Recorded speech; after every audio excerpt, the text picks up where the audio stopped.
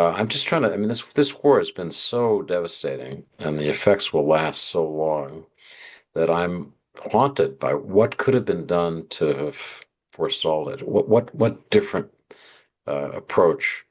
And that's the most important one I can think of. If we'd have had troops on the ground, it's a kind of tripwire, and it says don't in a louder voice, more emphatic voice than we used. So I'd love it if Donald Trump said tomorrow, Vladimir, you've made a terrible mistake.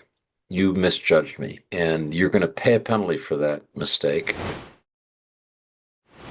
Not to relitigate all what's come before in Ukraine with Russia, but Trump's blamed Obama and Biden for the war in Ukraine, particularly Obama's response to the invasion of Crimea.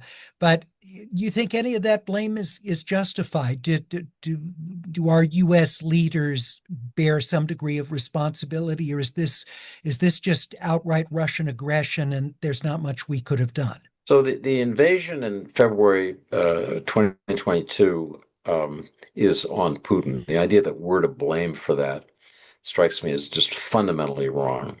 If anything, the Biden administration, the head of CIA, Bill Burns, were the Paul Revere's trying to wake up Europe and to some extent Ukraine itself to the Russian threat. I mean, our intelligence warning, our understanding of what the Russians were preparing to do was extraordinary.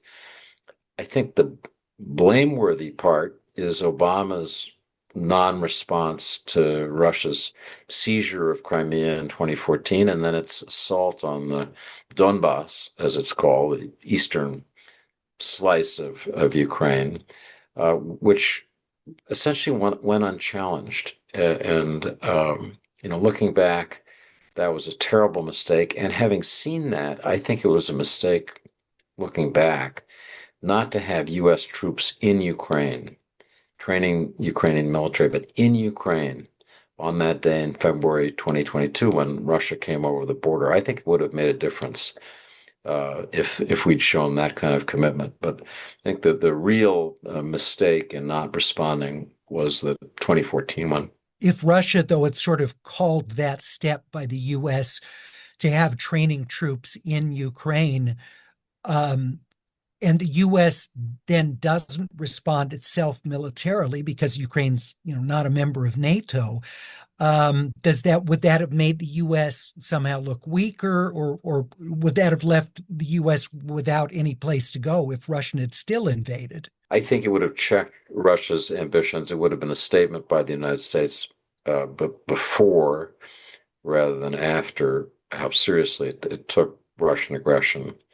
I'm just trying to, I mean, this war has been so devastating and the effects will last so long that I'm haunted by what could have been done to have forestalled it. What different approach?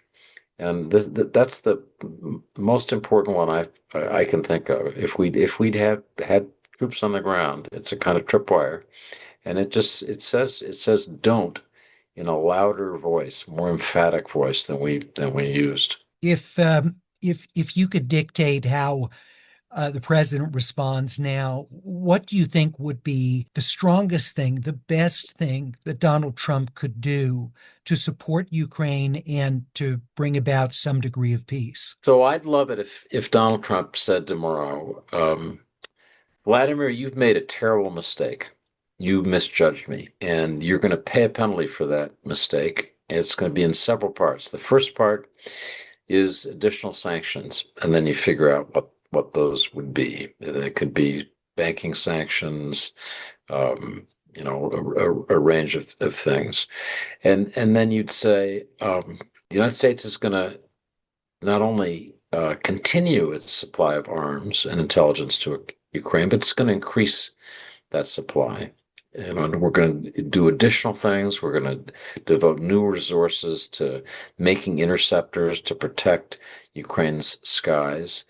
And we're going to do everything we can to make sure that Ukrainians don't uh, go to bed every night waiting for the air raid sirens that tell them their cities are being bombed. If he did that, I think it would make Putin realize that he is in a long war that's going to cost him more than he imagined, and it would give heart to Ukrainians.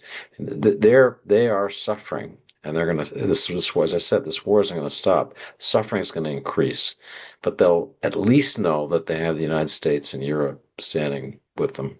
And I remind you again, next week's program will not be on the typical night of the week. It'll be Thursday next week. That's June 5th. The guest will be Wesleyan University President Michael Roth in conversation with my good friend Pat Morrison. The title is The Use and Abuse of Anti-Semitism, a University President's Perspective.